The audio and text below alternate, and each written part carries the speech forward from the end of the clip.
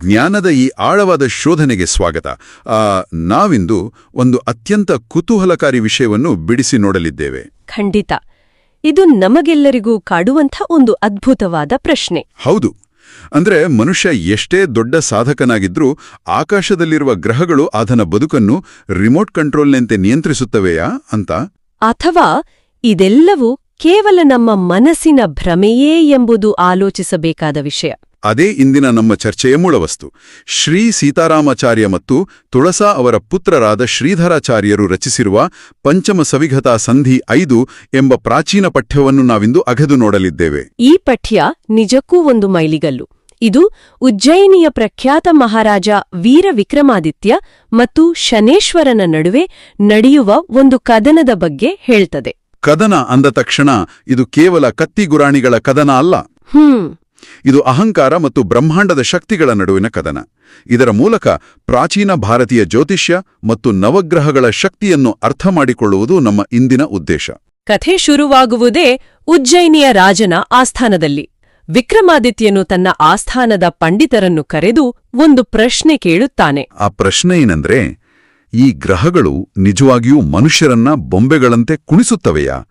ಇವುಗಳಲ್ಲಿ ಅತ್ಯಂತ ಶ್ರೇಷ್ಠ ಗ್ರಹ ಯಾವುದು ಅಂತ. ಆಸ್ಥಾನದಲ್ಲಿ ಆತ ಕೇಳುವ ಆ ಪ್ರಶ್ನೆ ಕೇವಲ ಒಂದು ಸಾಮಾನ್ಯ ಕುತೂಹಲದಿಂದ ಹುಟ್ಟಿದ್ದಲ್ಲ. ಮತ್ತೆ ಅದು ಒಬ್ಬ ಅಧಿಕಾರಸ್ಥನ ಗರ್ವದಿಂದ ಹುಟ್ಟಿದ್ದು.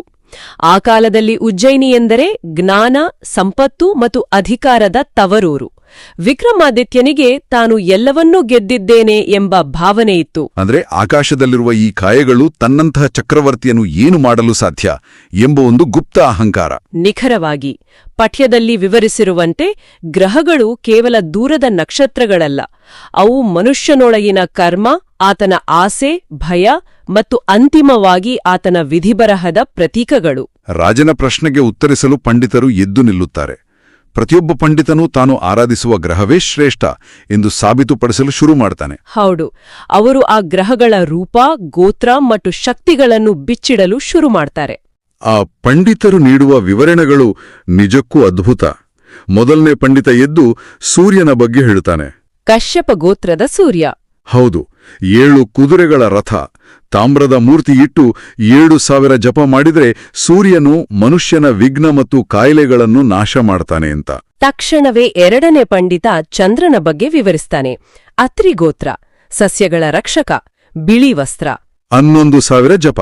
ಇಲ್ಲಿ ಗಮನಿಸಬೇಕಾದ ಅತ್ಯಂತ ಸೋಜಿಗದ ಸಂಗತಿಯೆಂದರೆ ಪ್ರತಿಯೊಂದು ಗ್ರಹಕ್ಕೂ ಅದರದೇ ಆದ ಪ್ರತ್ಯೇಕ ಪೂಜಾ ವಿಧಾನ, ಬಣ್ಣ ಮತ್ತು ನೈವೇದ್ಯಗಳಿರುವುದು. ಇದು ಅಂದಿನ ಕಾಲದ ಖಗೋಳ ಮತ್ತು ಜ್ಯೋತಿಷ್ಯ ವಿಜ್ಞಾನದ ಸೂಕ್ಷ್ಮತೆಯನ್ನು ತೋರಿಸುತ್ತದೆ. ಖಂಡಿತ. ಇಲ್ಲಿ ಜಪಗಳ ಸಂಖ್ಯೆಯನ್ನು ಗಮನಿಸಿ. ದೇಹದ ಕಾಯಿಲೆ ವಾಸಿಯಾಗಲು ಸೂರ್ಯನಿಗೆ 7,000 ಜಪ, ಆದರೆ ಮನಸ್ಸಿನ ಗೊಂದಲ ನಿವಾರಣೆಯಾಗಲು ಚಂದ್ರನಿಗೆ 11,000 ಜಪ. ಅಂದ್ರೆ ನಮ್ಮ ಪೂರ್ವಜರಿಗೆ ದೇಹಕ್ಕಿಂತ ಮನಸ್ಸನ್ನು ಹತೋಟಿಗೆ ತರುವುದು ಹೆಚ್ಚು ಕಷ್ಟ ಎಂಬುದು ಅಂದೇ ತಿಳಿದಿತ್ತು ಅಂತಾಯ್ತು. ಇದೇ ಈ ಪಠ್ಯದ ಸೌಂದರ್ಯ.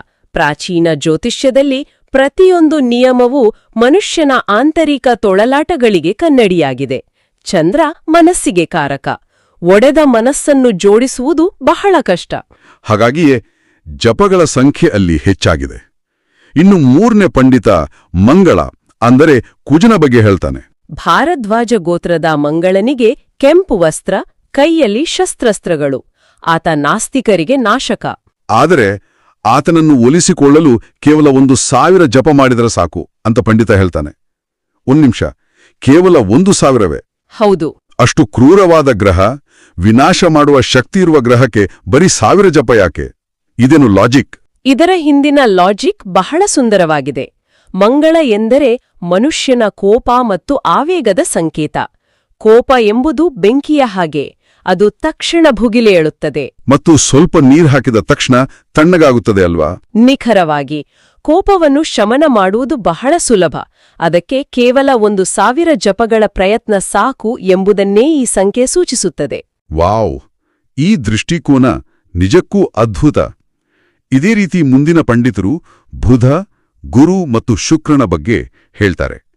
ಅತ್ರಿ ಗೋತ್ರದ ಬುಧ ಬುದ್ಧಿವಂತಿಕೆಯನ್ನು ನೀಡುತ್ತಾನೆ, 4,000 ಜಪ.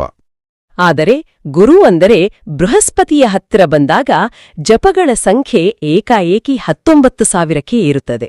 ಹೌದು, ಅಂಗಿರಸ ಗೋತ್ರದ ಗುರು ದೇವತೆಗಳ ಗುರುವಾಗಿದ್ದು ಮೋಕ್ಷಕಾರಕನಾಗಿದ್ದಾನೆ. ಹಾಗೆಯೇ ಭಾರ್ಗವ ಗೋತ್ರದ ಶುಕ್ರ 14,000 ಜಪಗಳು. ಅಚ್ಚರಿಯೆಂದರೆ ಈ ಶುಕ್ರನ ಬಳಿ ಮೃತರಿಗೆ ಜೀವ ನೀಡುವ ಸಂಜೀವಿನಿ ಮಂತ್ರದ ಒಡೆತನ ಇದೆ. ಇವರೆಲ್ಲರೂ ಮನುಷ್ಯನ ರಕ್ಷಣೆಗೆ ಇರುವ ಗ್ರಹಗಳಾಗಿ ಕಾಣುತ್ತವೆ. ಆದರೆ ಇದರ ನಂತರ ಬರುವ ರಾಹು ಮತ್ತು ಕೇತುಗಳ ವರ್ಣನೆ ನಿಜಕ್ಕೂ ಭಯಂಕರವಾಗಿದೆ. ರಾಹು ಮತ್ತು ಕೇತುಗಳ ವರ್ಣನೆ ಮೂಲ ಪಠ್ಯದಲ್ಲಿ ಒಂದು ರೀತಿಯ ಭಯವನ್ನು ಹುಟ್ಟಿಸುವಂತೆ ಬರೆಯಲಾಗಿದೆ. ಪೈಟಿನಸ ಗೋತ್ರದ ರಾಹು 18,000 ಜಪಗಳ ಒಡೆಯ.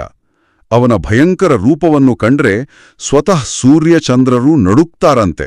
ಅದೇ ರೀತಿ ಜೈಮಿನಿ ಗೋತ್ರದ ಕೇತು ಹೊಗೆಯ ಬಣ್ಣದವನು, 17,000 ಜಪಗಳನ್ನು ಕೇಳುವವನು. ಇವೆರಡೂ ಗ್ರಹಗಳು ಮನುಷ್ಯನ ಒಳಗಿರುವ ಅಗೋಚರ ಭಯಗಳನ್ನು ಪ್ರತಿನಿಧಿಸುತ್ತವೆ. ಆ ಸ್ಥಾನದಲ್ಲಿ 8 ಪಂಡಿತರು ತಮ್ಮ ವಿವರಣೆಯನ್ನು ಮುಗಿಸಿದಾಗ ಒಂದು ರೀತಿಯ ನಿಶ್ಶಬ್ದ ಆವರಿಸುತ್ತದೆ. ಇನ್ನು ಇದಕ್ಕಿಂತ ಪ್ರಬಲವಾದ ಗ್ರಹ ಯಾವುದಿರಲು ಸಾಧ್ಯ ಎಂದು ಎಲ್ಲರೂ ಅಂದುಕೊಳ್ಳುತ್ತಾರೆ.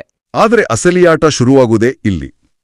9ನೇ ಪಂಡಿತ ಎದ್ದು ನಿಂತು ಶನಿಯ ಬಗ್ಗೆ ಹೇಳುತ್ತಾನೆ. ಆತ ಶನಿಯ ಬಯೋಡೇಟಾವನ್ನು ಸಭೆಯ ಮುಂದಿಡುತ್ತಾನೆ. ಕಶ್ಯಪ ಗೋತ್ರ, ಕಪ್ಪಾದ ದೇಹ, ವಾಹನವೇನಾದ್ರೂ ರಥವೋ ಹಂಸವೋ ಅಲ್ಲ, ಬದಲಾಗಿ ಒಂದು ರಣಹದ್ದು. ಎಲ್ಲಕ್ಕಿಂತ ಕಠಿಣ ಎಂದರೆ ಶನಿಯನ್ನು ಒಲಿಸಿಕೊಳ್ಳಲು ಬರೋಬ್ಬರಿ 23,000 ಜಪಗಳನ್ನು ಮಾಡಬೇಕು. ಇಷ್ಟು ಮಾತ್ರವಲ್ಲ, ಆ ಪಂಡಿತ ಹೇಳುವ ಒಂದು ಕಥೆ ರಾಜನನ್ನು ಕೆರಳಿಸುತ್ತದೆ. ಹೌದು, ಶನಿಯು ಹುಟ್ಟಿದೊಡನೆಯೇ ತನ್ನ ದೃಷ್ಟಿಯಿಂದ ಸ್ವತಃ ತನ್ನ ತಂದೆಯಾದ ಸೂರ್ಯನಿಗೆ ಕುಷ್ಠರೋಗ ಬರುವಂತೆ ಮಾಡಿದನು ಮತ್ತು ಸಾರಥಿ ಅರುಣನನ್ನು ಕುರುಡನನ್ನಾಗಿಸಿದನು ಅಂತ ಪಂಡಿತ ಹೇಳ್ತಾನೆ. ಮೇಲ್ನೋಟಕ್ಕೆ ಇದು ಬಹಳ ಕ್ರೂರವಾಗಿ ಕಾಣುತ್ತದೆ. ತಂದೆಗೆ ರೋಗ ತರಿಸಿದ ಗ್ರಹ ಎಂಬುದು ಸಾಮಾನ್ಯ ಗ್ರಹಿಕೆಗೆ ನಿಲುಕದ ವಿಚಾರ. ಹೌದು, ಆದರೆ ಶನಿ ನ್ಯಾಯದ, ಕರ್ಮದ ದೇವತೆ. ತಪ್ಪು ಮಾಡಿದರೆ ಅದು ತನ್ನ ತಂದೆಯೇ ಆಗಿದ್ದರೂ ಆತ ಶಿಕ್ಷೆ ನೀಡದೆ ಬಿಡುವುದಿಲ್ಲ. ಶನಿಯ ದೃಷ್ಟಿ ಯಾವುದೇ ಭೇದಭಾವ ಮಾಡುವುದಿಲ್ಲ. ಖಂಡಿತ. 23,000 ಜಪಗಳು ಏನನ್ನು ಸೂಚಿಸುತ್ತವೆ ಅಂದ್ರೆ, ನಮ್ಮ ಆಳವಾದ ಕರ್ಮಗಳನ್ನು ಕರಗಿಸಲು ಅತಿ ಹೆಚ್ಚು ಶ್ರಮ, ತಾಳ್ಮೆ ಮತ್ತು ಸಹನೆ ಬೇಕು ಎಂಬುದನ್ನು. ಇಲ್ಲಿಯೇ ನೋಡಿ, ವಿಷಯ ನಿಜಕ್ಕೂ ಕುತೂಹಲಕಾರಿಯಾಗುವುದು. ಈ ಮಾತನ್ನು ಕೇಳಿದ ತಕ್ಷಣ ರಾಜ ವಿಕ್ರಮಾದಿತ್ಯನಿಗೆ ನಗು ತಡೆಯಲು ಆಗುವುದಿಲ್ಲ. ಆತ ಗಹಗಹಿಸಿ ನಗುತ್ತಾನೆ.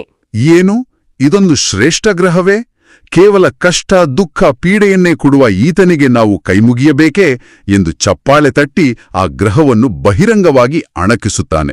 ಇದನ್ನು ನಾವು ವಿಶಾಲ ದೃಷ್ಟಿಕೋನದಿಂದ ನೋಡಿದ್ರೆ, ವಿಕ್ರಮಾದಿತ್ಯನ ಈ ವರ್ತನೆ ಅಧಿಕಾರದಲ್ಲಿರುವವರ ಕುರುಡುತನವನ್ನು ಪ್ರತಿನಿಧಿಸುತ್ತದೆ.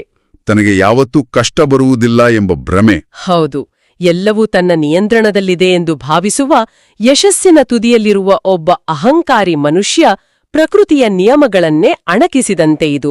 ಆ ಚಪ್ಪಾಳೆಯ ಶಬ್ದ ಅರಮನೆಯ ಗೋಡೆಗಳನ್ನು ದಾಟಿ ನೇರವಾಗಿ ಆಕಾಶವನ್ನು ಸೀಳಿಕೊಂಡು ಹೋಯಿತು.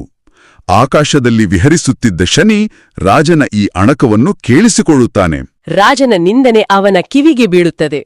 ತಕ್ಷಣವೇ ಆಕಾಶದಿಂದ ನೇರವಾಗಿ ಆಸ್ಥಾನದ ಸಭೆಯ ಮಧ್ಯೆ ಶನಿ ಇಳಿದು ಬರುತ್ತಾನೆ. ಭಯಭೀತನಾದ ರಾಜ ಶನಿಯ ಕಾಲಿಗೆ ಎರಗುತ್ತಾನೆ. ಆದರೆ ಶನಿಯಲ್ಲಿ ಬಂದಿದ್ದೇ ರಾಜನ ಗರ್ವಭಂಗ ಮಾಡಲು. ಕೋಪದಿಂದ ಕುದಿಯುತ್ತಿದ್ದ ಶನಿ ರಾಜನಿಗೆ ಶಾಪ ನೀಡುತ್ತಾನೆ. ನಾನು ನಿನ್ನ ಕನ್ಯಾ ರಾಶಿಗೆ ಪ್ರವೇಶಿಸುತ್ತಿದ್ದೇನೆ. ಬರೋಬ್ಬರಿ 7.5 ವರ್ಷಗಳ ಕಾಲ ನಿನ್ನ ಗರ್ವಭಂಗ ಮಾಡುತ್ತೇನೆ ಎಂದು ಶಪಿಸಿ ಹೋಗುತ್ತಾನೆ. ಶನಿ ಉಲ್ಲೇಖಿಸುವ ಆ 7.5 ವರ್ಷ ಇದೆಯಲ್ಲ, ಅದನ್ನೇ ಜ್ಯೋತಿಷ್ಯದಲ್ಲಿ ಸಾಧೇಸಾಥಿ ಎಂದು ಕರೆಯುವುದು. ಈ ಘಟನೆಯ ನಂತರ ಅರಮನೆಯಲ್ಲಿ ಆತಂಕ ಶುರುವಾಗುತ್ತದೆ. ಪಂಡಿತರು ರಾಜನಿಗೆ ಕೆಲವು ಪರಿಹಾರಗಳನ್ನು ಸೂಚಿಸುತ್ತಾರೆ. ಮಣ್ಣಿನ ಕುಂಭ ಸ್ಥಾಪನೆ, ತೈಲಾಭಿಷೇಕ, ಕಪ್ಪು ಎಳ್ಳು, ಕಬ್ಬಿಣದ ದಾನ ಮತ್ತು ಬ್ರಾಹ್ಮಣರಿಗೆ ದಕ್ಷಿಣೆ ನೀಡಿ 23,000 ಜಪ ಮಾಡುವ ಮೂಲಕ ಶನಿಯನ್ನು ಒಲಿಸಿಕೊಳ್ಳಲು ಹೇಳುತ್ತಾರೆ. ಆದರೆ ರಾಜನ ನಿರ್ಧಾರ ಏನಿತ್ತು ಗೊತ್ತಾ? ಆತ ಈ ಎಲ್ಲ ಪರಿಹಾರಗಳನ್ನು ನಿರಾಕರಿಸ್ತಾನೆ. ತನ್ನ ಸ್ವಂತ ತಂದೆ ಮತ್ತು ಅಣ್ಣನಿಗೆ ಕರುಣೆ ತೋರದ ಶನಿ ನನಗೇಕೆ ಕರುಣೆ ತೋರುತ್ತಾನೆ ಎಂಬುದು ಅವನ ವಾದ. ಇದೆಲ್ಲವೂ ಬ್ರಹ್ಮಲಿಖಿತ, ಅಂದ್ರೆ ವಿಧಿಬರಹ, ಅನುಭವಿಸಲೇಬೇಕು ಎಂದು ಹೇಳಿ ವ್ರತ ನಿಯಮಗಳನ್ನು ತಿರಸ್ಕರಿಸುತ್ತಾನೆ. ಇಲ್ಲಿ ವಿಕ್ರಮಾದಿತ್ಯನ ದ್ವಂದ್ವ ಮನಸ್ಥಿತಿ ಅನಾವರಣಗೊಳ್ಳುತ್ತದೆ. ತನ್ನ ಅಹಂಕಾರದಿಂದಾಗಿ ಇಷ್ಟೆಲ್ಲ ಆಯ್ತು ಎಂಬ ಅರಿವಿದ್ದರೂ ಆ ಅಹಂಕಾರವೇ ಅವನನ್ನು ತಲೆಬಾಗಲು ಬಿಡುತ್ತಿಲ್ಲ. ಹಾಗಾಗಿ ಆತ ವಿಧಿಬರಹ ಎಂಬ ಪದದ ಹಿಂದೆ ಅಡಗಿಕೊಳ್ಳುತ್ತಾನೆ. ಹೌದು, ಕಷ್ಟ ಬಂದಾಗ ವಿಧಿಯ ಹೊರೆ ಹೋಗುವುದು ಒಂದು ಸಾಮಾನ್ಯ ಮಾನವ ಸಹಜ ಗುಣ. ಆದ್ರೆ ವಿಧಿ ಅಷ್ಟು ಸುಲಭವಾಗಿ ಬಿಡುತ್ತದೆಯೇ? ಖಂಡಿತ ಇಲ್ಲ. ಕಥೆಯ ಮುಂದಿನ ಹಂತದಲ್ಲಿ ಏನಾಗುತ್ತೆ ಅಂದ್ರೆ, ಶನಿಯು ಕುದುರೆ ಮಾರುವ ವ್ಯಾಪಾರಿಯ ಅಂದ್ರೆ ಗಾರುಡಿಗನ ವೇಷದಲ್ಲಿ ಉಜ್ಜಯಿನಿಗೆ ಬರ್ತಾನೆ. ಆತನ ಜೊತೆ ಸಾರಂಗ ಅಶ್ವ ಎಂಬ ಒಂದು ಅದ್ಭುತವಾದ ಕುದುರೆ ಇರ್ತದೆ. ಈ ಮಾರುವೇಷ ಎಂಬುದು ಒಂದು ಅದ್ಭುತವಾದ ರೂಪಕ. ಕಷ್ಟಗಳು ಅಥವಾ ಅಪಾಯಗಳು ಡಂಗುರ ಸಾರಿಕೊಂಡು ಬರುವುದಿಲ್ಲ. ನಿಜ, ಅವು ನಮಗೆ ಅತ್ಯಂತ ಆಕರ್ಷಕವಾಗಿ ಕಾಣುವ ಒಂದು ಅವಕಾಶದ ಅಥವಾ ಲೋಭದ ರೂಪದಲ್ಲಿ ಬರುತ್ತವೆ. ರಾಜ ಆ ಕುದುರೆಯ ಸೌಂದರ್ಯಕ್ಕೆ ಮರುಳಾಗುತ್ತಾನೆ. ಆಗ ವ್ಯಾಪಾರಿಯು ಕುದುರೆಯ ಮೇಲೆ ಕುಳಿತು ಸವಾರಿ ಮಾಡಿದರಷ್ಟೇ ಅದರ ನಿಜವಾದ ಬೆಲೆ ತಿಳಿಯುತ್ತದೆ ಎಂದು ರಾಜನಿಗೆ ಸವಾಲಾಗ್ತಾನೆ. ಆ ವ್ಯಾಪಾರಿಯ ಮಾತುಗಳು ಕೇವಲ ಕುದುರೆಯ ಸವಾರಿಯ ಬಗ್ಗೆ ಅಲ್ಲ. ಕಷ್ಟಗಳನ್ನು ನಾವು ಪುಸ್ತಕದಲ್ಲಿ ಓದಬಹುದು, ಆದರೆ ಅದರ ನಿಜವಾದ ಆಳ ತಿಳಿಯಬೇಕಾದ್ರೆ ಸ್ವತಃ ಸವಾರಿ ಮಾಡಲೇಬೇಕು. ಇಲ್ಲಿಗೆ ಸಂಚಿಕೆಯ ಕಥಾಭಾಗ ಒಂದು ಕುತೂಹಲಕಾಲಿ ಘಟ್ಟದಲ್ಲಿ ನಿಲ್ಲುತ್ತದೆ. ಹಾಗಾದರೆ ಇವೆಲ್ಲದರ ಅರ್ಥವೇನು? ಈ ಕಥೆಯು ಕೇವಲ ಒಂದು ಪೌರಾಣಿಕ ಕಥೆಯಲ್ಲ, ಬದಲಾಗಿ ನಮ್ಮ ಜೀವನದಲ್ಲಿ ನಾವು ಎದುರಿಸುವ ಅನಿರೀಕ್ಷಿತ ಕಷ್ಟಗಳು ಮತ್ತು ನಮ್ಮ ಅಹಂಕಾರದ ಬಗ್ಗೆ ಎಚ್ಚರಿಕೆ ನೀಡುವ ಕನ್ನಡಿಯಾಗಿದೆ. ಎಷ್ಟೇ ದೊಡ್ಡ ಸಾಧಕನಾಗಿದ್ದರೂ ಪ್ರಕೃತಿಯ ಅಥವಾ ಬ್ರಹ್ಮಾಂಡದ ನಿಯಮಗಳ ಮುಂದೆ ನಮ್ರತೆಯಿಂದ ಇರಬೇಕು ಎಂಬುದನ್ನು ಇದು ಒತ್ತಿ ಹೇಳುತ್ತದೆ. ಸಂಚಿಕೆಯನ್ನು ಮುಕ್ತಾಯಗೊಳಿಸುವ ಮುನ್ನ ಮೂಲ ಪಠ್ಯದಲ್ಲಿ ಚರ್ಚಿಸದ ಆದರೆ ಚಿಂತನೆಗೆ ಹಚ್ಚುವ ಒಂದು ಪ್ರಶ್ನೆಯನ್ನು ನಾನು ಕೇಳಲು ಇಷ್ಟಪಡುತ್ತೇನೆ. ಖಂಡಿತ, ಹೇಳಿ. ಇದು ಒಂದು ಪ್ರಮುಖ ಪ್ರಶ್ನೆಯನ್ನು ಹುಟ್ಟುಹಾಕುತ್ತದೆ.